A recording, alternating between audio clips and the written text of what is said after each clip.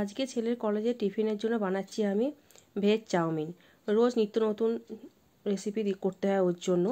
দেখুন মটর কড়াইয়ের সাথে চাউমিনগুলো দিয়ে একটু সেদ্ধ করে নিচ্ছি। তারপর কড়াতে দিয়ে দিয়েছি একটু ধনেপাতা, একটু আলু। ওটা ভাজা ভাজা হয়ে গেলে তার সাথে বাঁধাকপি, ক্যাপসিকাম, গাজর আর একটু কুমড়ো ছিল, কুমড়ো দিয়ে দিয়েছি। যত বেশি ভেজিটেবল তত বেশি ভেজিটেবলস খাবে না, এমনি তো খেতেই চায় না কিছু। এরপর চাউমিনটা সেদ্ধ হয়ে গেছে, এবার ওটাকে জল ঝাড়তে দিয়েছি। আবার কড়াই দিয়ে দিলাম ফাইনালি ওটাকে। এবার ভেজিটেবলগুলোর সাথে চাউমিনটাকে একটু অল্প নাড়াচাড়া করে নিয়ে এবার নেবার পর কিছু মশলা অ্যাড করেছি। এটা আছে গোলমরিচ গুঁড়ো আর ভাজা মশলার গুঁড়ো। আর অলরেডি আগে একটু হলুদ দেয়াই ছিল এর মধ্যে।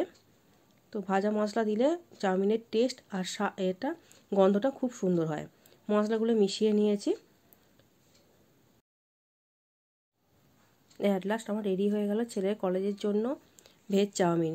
পরিমাণে অনেকটাই দিয়েছি, কারণ বন্ধুরা আছে তারা শুধু শেয়ার করে খাবে বলে। টাটা।